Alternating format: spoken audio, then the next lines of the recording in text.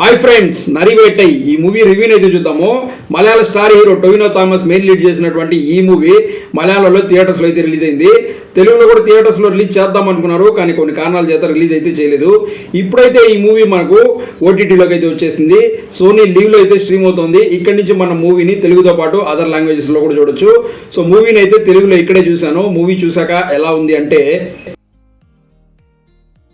So ఈ movie మనం చూడాలి అంటే మనకు ఓపిక అనేది ఖచ్చితంగా ఉండాలి. ఓపిక ఉంటే మాత్రమే ఈ మూవీ అయితే చూడాలి. ఎందుకంటే ఫస్ట్ హాఫ్ అంతా కూడా మనకు అంత ఓపికగా చూస్తేనే మనకు ఆ మూవీ అంతా మొత్తం చూడగలము. ఫస్ట్ హాఫ్ అంతా కూడా మనకు చాలా స్లోగా రన్ అవుతూ ఉంటుంది. ఏదో ఒక ఆర్ట్ ఫిల్మ్ చూసినామన్న ఫీలింగ్ అయితే ఉంటుంది, ఆ విధంగా అయితే ఉంటుంది. సెకండ్ హాఫ్లోనే మనకు మెయిన్ స్టోరీ అనేది ఉంటుంది. సో సెకండ్ హాఫ్ మీరు చూడాలి అనుకుంటూ ఉన్నట్లయితే ఓపికగా ఫస్ట్ హాఫ్ అయితే భరించగలిగితే సెకండ్ హాఫ్ కూడా చూడగలరు అనమాట. ఆ విధంగా అయితే ఉంటుంది. సో ఈ మధ్య కాలంలో మలయాళం నుంచి వస్తున్నటువంటి ఏ మూవీ కూడా చూసుకున్నా మీరు చాలా ఇంట్రెస్టింగ్గా, చాలా థ్రిల్లింగ్ అయితే తీస్తున్నారని చెప్పొచ్చు.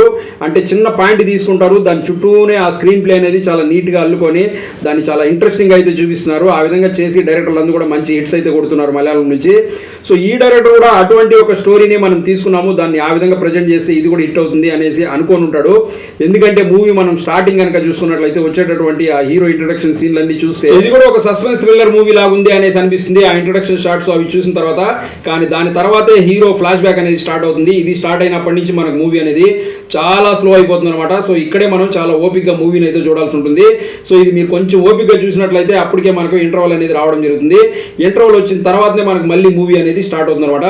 సో సెకండ్ హాఫ్ అంతా కూడా మనకు కొంచెం పర్లేదు, బాగానే ఉంటుంది. క్లైమాక్స్ వచ్చేసరికి ఒక మంచి క్లైమాక్స్ ఉంటుంది అనమాట.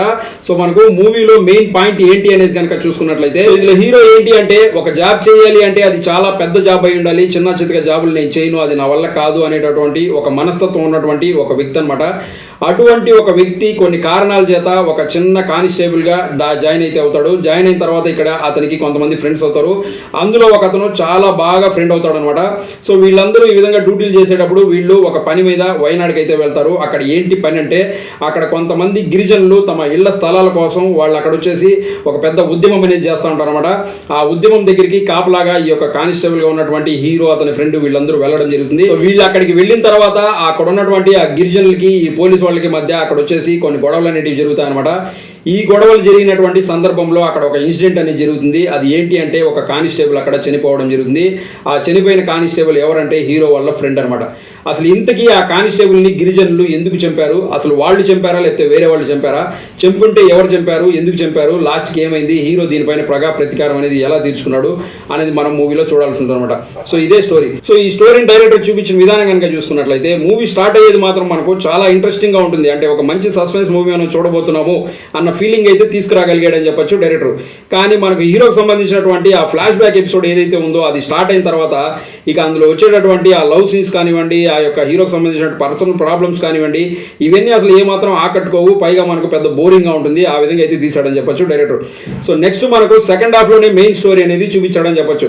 సెకండ్ హాఫ్లో మనకు చాలా ఇంట్రెస్టింగ్గా ఉంటుంది. అక్కడ వచ్చేసి ఆ పోలీసు వాళ్ళకి ఆ గిరిజనులకి మధ్య జరిగేటటువంటి సంఘటనల్లో పోలీసు వాళ్ళ డెసిషన్ మేకింగ్ అనేది ఏ విధంగా ఉంటుంది అనేది చాలా క్లియర్గా చూపిస్తాడు.